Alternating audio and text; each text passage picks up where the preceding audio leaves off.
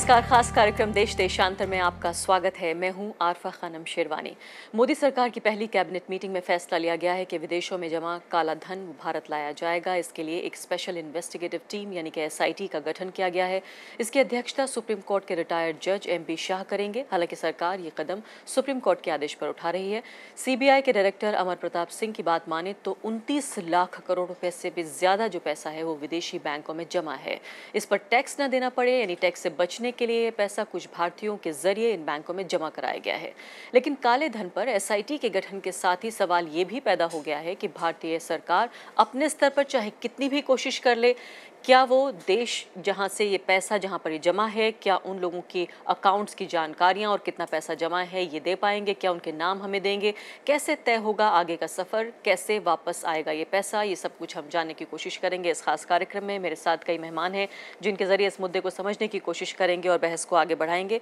मेरे साथ हैं कांग्रेस पार्टी से जयवीर शेरगिल, स्वागत है आपका। इसके अलावा डॉक्टर उदित राज हैं, नए चुने MP हैं BJP के। मेरे साथ सत्येंद्र रंजन भी हैं, वरिष्ठ पत्रकार इस वक्त, और एक और खास मेहमान भी मेरे साथ कुछ ही पलों में जुड़ जाएंगे, अमीरुल्लाह खान जो कि इकोनॉमिस्ट हैं, इसके अलावा प्रेसिडेंट भी हैं वो ग्लोबल यूनिवर्सिटी के, और हमारे साथ जुड़ गए हैं। फिलहाल आपका भी बहुत बहुत स्वागत है। जी हाँ, सबसे पहले मैं शुरुआत आपसे करना चाहती हूँ सत्येंद्र रंजन की। पिछली सरकार की अगर हम बात देखें उस पर भी काफ़ी हमें बताया गया कि अमल हो रहा है। हम ये भी जानते हैं कि एक लिस्ट भी सरकार ने अपने हाथ में ले ली थी जिसमें करीब करीब 30 नाम शायद बताए गए थे हमें, जो पब्लिक नहीं किए गए। हालांकि एक मैगजीन ने ज़रूर उनमें से कुछ नाम छाप दिए थे। उसके बाद से क्या आगे बात को बढ़ाया जाएगा SIT के जरिए, या नए सिरे से फिर ये BJP सरकार काम करेगी इस पर? नहीं, देखिए, SIT का जो बनाने का बात है ये तो आपको पता ही हम लोगों को है कि 3 साल से प्रोसेस था। सुप्रीम कोर्ट ने ये आदेश दिया था। SIT और मॉनिटरिंग कमेटी बनाने का जो सुप्रीम कोर्ट का एक तरीका है पिछले कुछ सालों में जो विकसित हुआ है, उससे कार्यपालिका के अधिकार क्षेत्र के अतिक्रमण का एक मुद्दा रहा है, जिसको लेके पिछली सरकार गई थी और उसने ये कहा था कि ये आदेश कोर्ट वापस ले ले, जो उन्होंने नहीं लिया। अब चूंकि वो अभी 1 मई को वो आदेश आया था, उन्होंने 3 हफ्ते में बनाने को कहा था, ये सब सरकार के बदलाव की प्रक्रिया थी, तो सरकार ने ये समय ले लिया था कि नई सरकार बनाएगी, और ये नई सरकार के पास शायद कोई और विकल्प नहीं था, उन्होंने बनाया है। लेकिन आपको क्या लग रहा है कि इसमें संदेश भी था सरकार का? देखिए, पहला फैसला ये कैबिनेट के जरिए लिया गया। वर्च्यू आउट ऑफ कंपल्सन की बात है, ये काम तो उनको करना ही था। उन्होंने एक स्मार्ट मूव ये दिखाया कि अपनी पहली कैबिनेट मीटिंग में उन्होंने कर दिया। एक पॉलिटिकल मैसेज देने में वो सफल रहे कि जो पिछली सरकार जो नहीं कर रही थी हमने किया, हमारी ये इच्छा है।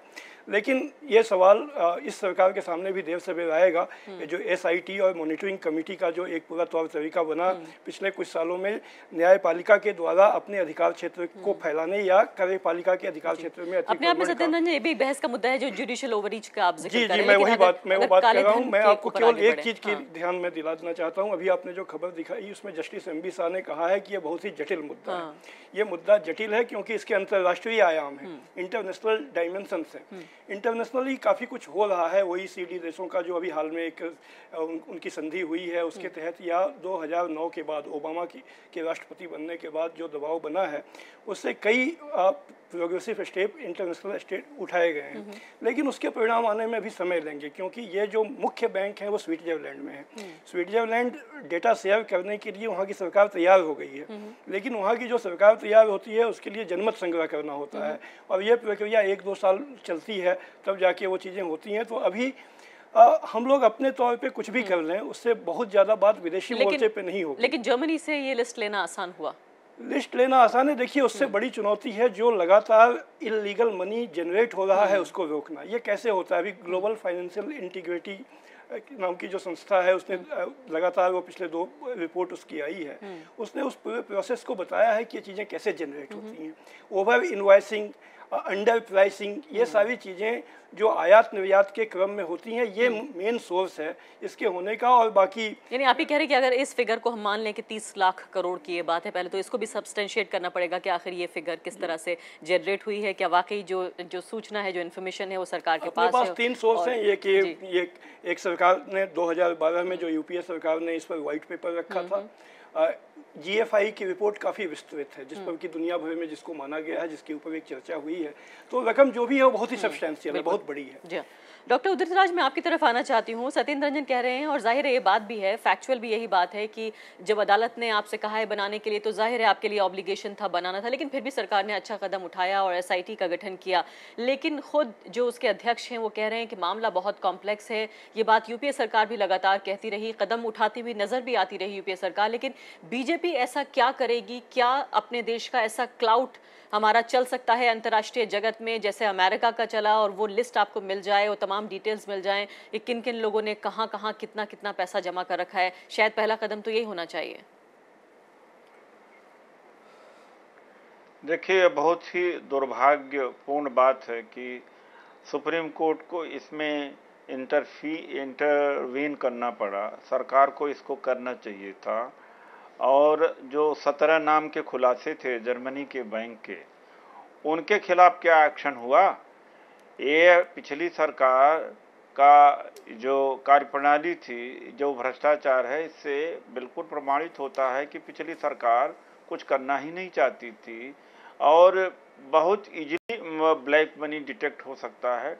मुझे कह दिया जाए हम डिटेक्ट कर दें। सभी जानते हैं कि मॉरिशस से और इधर सिंगापुर के रूट से हजारों करोड़ रुपया इंडिया में आता है। यहीं का पैसा जाता है, रूट होकर के आ जाता है।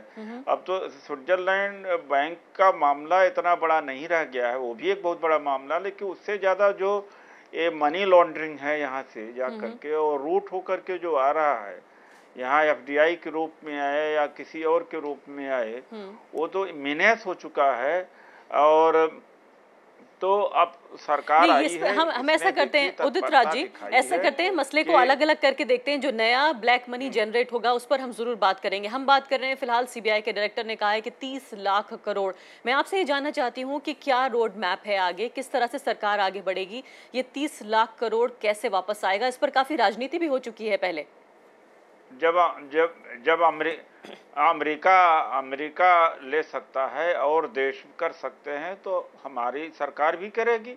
अब कांग्रेस जैसी सरकार नहीं रही। आप ये सजेस्ट कर रहे हैं तो और देशों ने कर, और तो ये सजेस्ट कर रहे हैं आपके फिलहाल अमेरिका के बराबर क्लाउट हो सकता है भारत का, ईमानदारी से? नहीं, ये तो देखिए ऐसा है कि गवर्नमेंट के विल पावर के ऊपर होता है। क्लाउड की बनाने की भी जरूरत नहीं है। बहुत सारी इंफॉर्मेशन इजीली अवेलेबल हैं और उनको टैप करके एक्शन लेना चाहिए था। वो कहाँ गया? मान लीजिए कुछ केसेस में जटिलता आ सकती है, कुछ बैंक डिनाई कर सकते हैं, लेकिन हमने तो बताया ना कि ऑल ओवर द वर्ल्ड, और जिसका कि 17 पहले जिन लोगों का नाम का खुलासा हो गया था, मेरा ख्याल 17 ही था, if I am not wrong. 30 नाम थे, लेकिन जो सामने प्रकाश में आए थे वो करीब 15-16 नाम आए थे। 17 नाम थे वो लगभग, और उनके नाम अखबारों में भी आ गए। सरकार ने क्या किया उस पे? चलिए, फिलहाल इस बात पर तो हम कांग्रेस पार्टी के प्रवक्ता यहाँ पर मौजूद हैं, उनसे हम बातचीत करते हैं। आपके मतलब बात है ब्लैक मनी की है। हाँ। देखिए, बात ब्लैक मनी की है। जब ब्लैक मनी की बात है तो लेट अस डिस्कस इन इसकी इंटायरिटी जो है उसको डिस्कस करना चाहिए कि black money in any form, चाहे जिस अंडर इनवाइसिंग हो, ओवर इनवाइसिंग हो, मनी लॉन्ड्रिंग हो, किसी पर स्विट्जरलैंड बैंक में हो, मॉरिशस के रूट में हो, चाहे सिंगापुर में हो, और भी। लेकिन डॉक्टर उदित राज, आप ही कह रहे हैं कि ये आसान है, अब आपकी सरकार आ गई है, अब काला धन वापस आ जाएगा, आप ये कह रहे हैं ना? नहीं, एक किया, जिनका डिटेक्ट हुआ था उनके खिलाफ क्या एक्शन हुआ?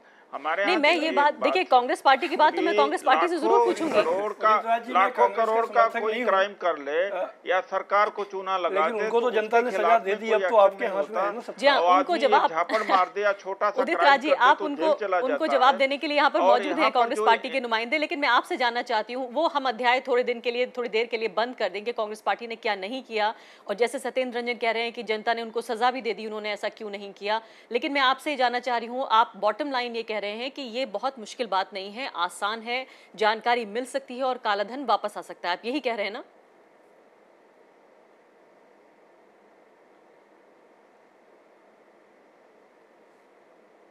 जी चलिए वापस लौटेंगे और फिलहाल उनकी बात से कम यही समझ में आ रहा है। आपकी तरफ मैं आती हूँ एक ही सेकंड में, लेकिन अमीरुल्लाह खान साहब क्या वाकई जिस तरह से उदित राज कह रहे हैं कि हमारी सरकार अब आ गई है, अमेरिका कर सकता है तो हम क्यों नहीं कर सकते? ये जानकारियां लेना बहुत मुश्किल बात नहीं है, सिर्फ विल पावर होनी चाहिए। दरअसल जो पिछली सरकार थी वो इन लोगों को छिपाना चाहती थी, ये कुछ प्रभावशाली इन्फ्लुएंशियल लोग थे जिनको छिपाने की वजह से सरकार ने उनके ऊपर कार्रवाई नहीं की, जबकि उनके कुछ के नाम तो पब्लिक भी हो चुके थे।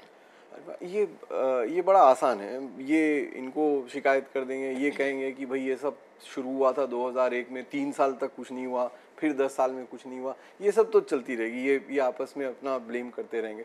बात सिंपल बात ये है कि हमें ये नहीं, ये जो 30 लाख करोड़ 21 लाख करोड़ इसका कोई बेसिस नहीं है, इस पर विश्वास न किया जाए, बिल्कुल ही नहीं। ये हो सकता है इसके 3 गुना ज्यादा हो, ये हो सकता है इसका आधा हो, कोई रोबस्ट इसमें मेथोडोलॉजी हुई नहीं, कभी किसी ने कोई इस पे ठोस काम नहीं किया। तो एक तो इसको एक हम ये फैशनेबल हो गया आजकल कि यहाँ पे 2 लाख करोड़ चले गए, कोल में 3 लाख हो गए, ये खासकर सीएजी के कहने के बाद से ये फिगर्स जो हैं वो ये बड़ा अच्छा हो गया, सब लोग अपनी अपनी फिगर लेके घूम रहे हैं। बात ये जरूर है कि बहुत सारा काला धन है, लेकिन ये ब्लैक मनी होती क्या है? और ये हम और आप नहीं करते क्या? ये कोई ऐसे लोग हैं जो बाहर रहते हैं वही करते हैं ब्लैक मनी। ब्लैक मनी कौन सी होती है? जब आप कोई डॉक्टर को देखने जाते हैं और उसको जाके 300 रुपए देते हैं, ब्लैक मनी। जब आप वकील रखते हैं और उस वकील को 6000 रुपए देते हैं अपना केस लड़ने के लिए, ब्लैक मनी। ये सारा ब्लैक मनी होता है। इस ब्लैक मनी में 800 मिलियन लोग जो इंडिया के हैं वो सारे मुब्तला हैं। तो पहले तो ये सब सही करना। अगर ये नई गवर्नमेंट ये करे कि हम ब्लैक मनी का सफाया करेंगे तो उनको ये सब करना पड़ेगा पहले। तो और जब ये बड़ी बड़ी बातें करें तो ये ख्याल रखें ये करना बड़ा मुश्किल है। दूसरी चीज ये कि आप किसको पिनलाइज करेंगे? वो 17 लोग जिनके नाम पता चल गए, या वो 25 लोग या 35 लोग, वो पता नहीं कौन है, और वो ये भी पता नहीं कि वो सही नाम है या नहीं है। अमेरिका ने जो किया वो क्या हम कर सकते हैं? अमेरिका ने बैंक को पिनलाइज किया, $2.5 बिलियन, 15,000 करोड़ रुपए का एक बड़े बैंक को उन्होंने पेनल्टी लगा दी। हम कर सकते हैं? हम आज तक वोडाफोन को नहीं कर पाए। उदित राज जी पहले जल्दी से जवाब दे दीजिए, फिर मैं शेरगिल साहब के पास जाऊंगी। नहीं, ये बात ये जो कह रहे हैं कि ऐसी बात नहीं है। Still I stick to my statement that of course it depends on the will of the government. अगर गवर्नमेंट की इच्छा शक्ति है तो ये हो सकता है। और लेकिन अपने देश की सरकार की हैसियत भी तो आंकनी होगी उदित राज जी। इंडिया में भी बहुत सर्कुलेट हो रही है। हाँ जी, हैसियत भी तो हमें आंकनी होगी कि हम किस स्थिति में हैं, हम कितनी बार्गेनिंग पावर है हमारी। आखिर वो बैंक, वो देश जो ऐसे बैंक चलाते हैं जिनकी पूरी की पूरी इकोनॉमी कहीं ना कहीं काले धन पर निर्भर है, वो आखिर क्यों इतनी आसानी से वो नाम, वो डिटेल सब कुछ हमें बता देंगे? क्या हुआ? आईसीआईसीआई का तो पता लगा, आईसीआईसीआई बैंक का पता लगा, वो तो यहीं का है, उसको पकड़ा जा सकता था। क्या किया सरकार ने? वो लोग भी तो मनी लॉन्ड्रिंग का काम कर रहे थे, वो इंडिया में पकड़ा भी गया, डिटेक्ट हुआ। क्या किया? क्या हो पाया?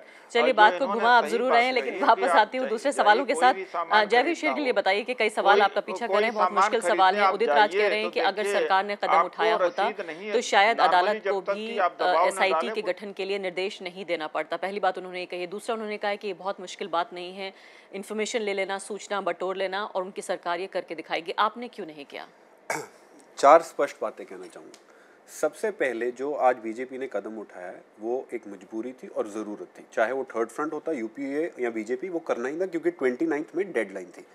दूसरा, SIT क्यों बनी? बीजेपी के मेंबर पार्लियामेंट राम जेठमलानी ने पिटीशन फाइल की कि जो एजेंसीज आज SIT की मेंबर हैं, हमें उन पे पूरा विश्वास नहीं। ED, CBEC, CBDT, CBI, judiciary की सुपरविजन के अंडर ये काम होना चाहिए।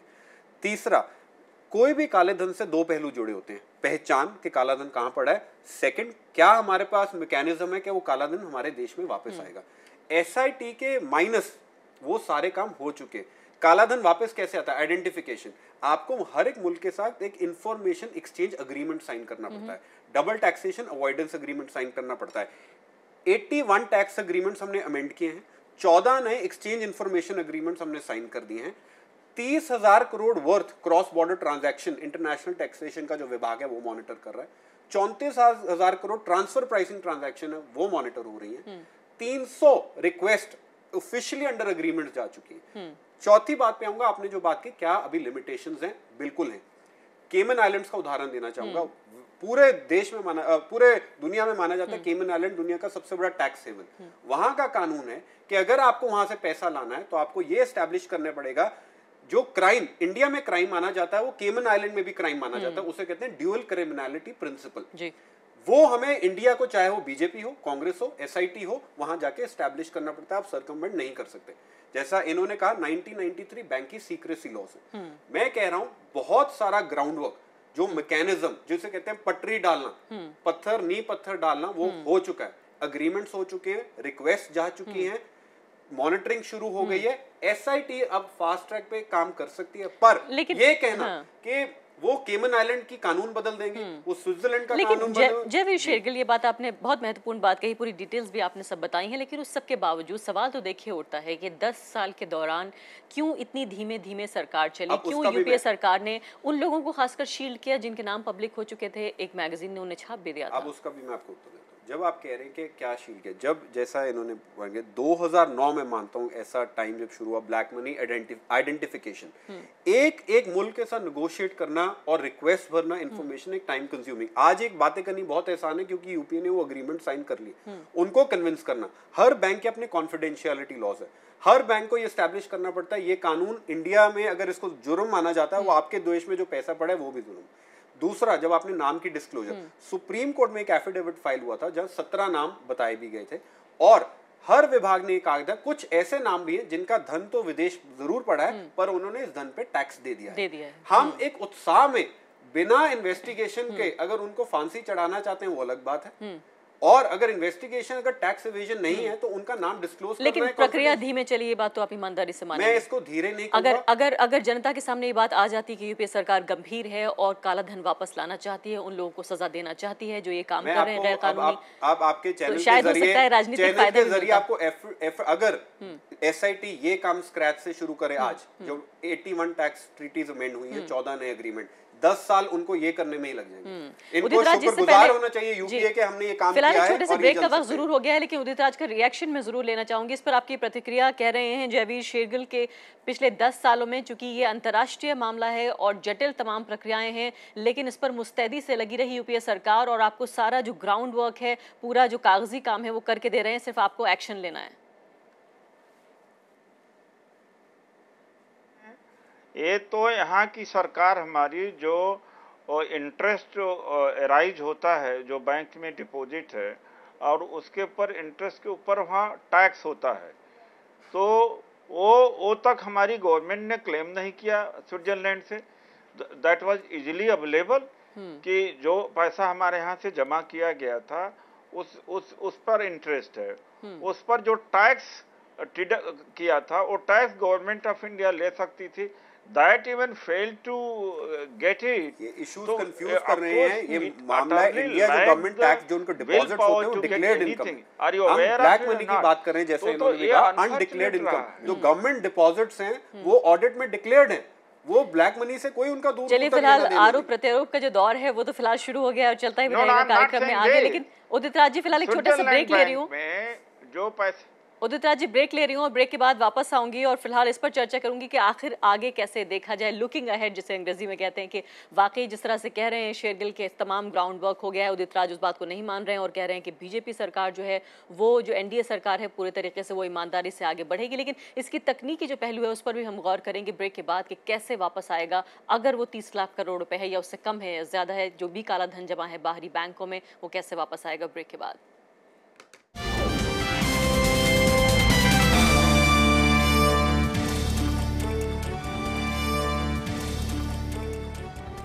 जहाँ चर्चा हम आज कर रहे हैं काला धन यानी कि ब्लैक मनी पर, कैसे विदेशों से वापस लाया जाए। जो एनडीए सरकार है, फिलहाल मोदी सरकार ने जो सबसे महत्वपूर्ण फैसले किए हैं उनमें से एक ये भी है कि एसआईटी का गठन कर दिया गया है ब्लैक मनी को वापस लाने के लिए। हालांकि ये निर्देश सुप्रीम कोर्ट ने भी दिया था, लेकिन फिलहाल जो एक्शन है, जो कार्रवाई है, वो तो सरकार को करनी पड़ेगी।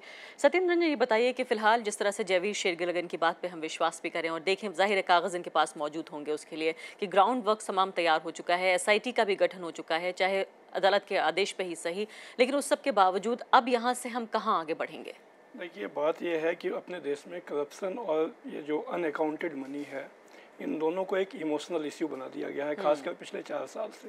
उस पर जो फैक्ट के साथ में जो उसकी पेचीदगियाँ हैं, उसकी जो जटिलताएँ हैं, उसके भीतर जाकर बातचीत करने की कोशिश बहुत कम होती है। ठीक है, पॉलिटिकल पार्टीज हैं, उनका अपना उसमें इंटरेस्ट है, जैसा कि हमने कहा कि उन्होंने वर्चू आउट ऑफ कंपल्सन बनाया, उन्होंने एक मैसेज दे दिया कि हमने किया, इन्होंने नहीं किया। लेकिन सवाल यह है कि उसके बाद ये जो SIT बनी है, इस SIT का जो परिणाम बहुत ऐसा, अगर ये उम्मीद कोई की जा रही है कि कोई जादुई, कोई चमत्कारिक नतीजे आ जाएंगे, तो मेरे ख्याल से ऐसा कुछ होने नहीं जा रहा है। क्योंकि सवाल ये जो है ना कि आखिर जो एक बात अभी उठाई गई कि ये नहीं है ना कि सिर्फ स्विस बैंक में रखे हुए हैं, अपने देश के डेली के ट्रांजैक्शन में जो अनअकाउंटेड मनी है, और जिसमें देश का जो अधिकांश, कम से कम मिडिल क्लास में जिनके पास भी थोड़ी अच्छी इनकम है, वो सभी लोग इन्वॉल्व हैं। सबसे ज़्यादा आपका ये काम रियल एस्टेट सेक्टर में होता है। आप एक फ्लैट खरीदने जाते हैं, वहाँ आपसे वो पहले कहा जाता है कि भाई 50% तो हम लेंगे आपसे, जो मतलब जिसमें आपको टैक्स नहीं चुका। मैं चूँकि ब्लैक शब्द यूज नहीं करना चाहता हूँ, मुझे ये मैं इसलिए मैं से ब्लैक मनी नहीं मैं कहना चाहता हूँ, अनअकाउंटेड मनी में आपको देना पड़ेगा, कैश में देना पड़ेगा। उसमें हम सभी मिडिल क्लास के लोग पार्टिसिपेंट होते हैं। लेकिन मुद्दा जो है वो सिर्फ विदेशी बैंकों का बनता है। इसीलिए मैंने कहा कि एक मिथ बनाया गया, एक मिथ है, एक इमोशनल इश्यू बनाया गया है, और ये इमोशनल इश्यू बनाया गया पॉलिटिकल पर्पस से। और वो पॉलिटिकल पर्पस ठीक है, उसमें कोई दिक्कत नहीं है, वो बनाया गया, उससे कोई अगर अच्छा काम होता है, आगे SIT बनी है तो बहुत अच्छी बात है। लेकिन मुझे संदेह है कि उससे कोई बहुत चमत्कारिक परिणाम आएंगे। उदित राज जी का मैं बड़ा सम्मान करता हूँ, लेकिन वो जितना आसान इसको बता रहे हैं उतना आसान शायद ये नहीं है। तो अमानुल्लाह खान साहब, ये बताइए कि जिस तरह से सत्येंद्र रंजन जिक्र कर रहे हैं इस बात का कि जो घरेलू यानी ब्लैक मनी, अगर नहीं भी कहा जाए, अनअकाउंटेड मनी है, जिसका कोई यानी कि अकाउंट नहीं है, कहीं कहीं कोई हिसाब नहीं है, वो लाना आसान है। लेकिन क्या बीजेपी के लिए एक तरह से ये मजबूरी भी बन गई है, जिस तरह से इसको बार बार बताया गया कि अगर बीजेपी की सरकार आती है तो वो सारा काला धन वापस लाएगी, यानी अगर जटिलताएं होने के बावजूद उसे आसान बताना एक तरह से राजनीतिक मजबूरी भी है? ये डेफिनेशनल प्रॉब्लम हो गया है कि आखिर ब्लैक मनी होता क्या। लोगों को ये कतराते हैं कि इसको ब्लैक मनी कहें। ब्लैक मनी बड़ा साफ सीधा, सारा कैश जो हम इस्तेमाल करते हैं वो ब्लैक मनी होता है। हम में से कई ऐसे लोग हैं, एक तो हमने 50-60% लोगों को बैंक से बाहर रखा, वो जितना काम करते हैं वो सारा ब्लैक मनी।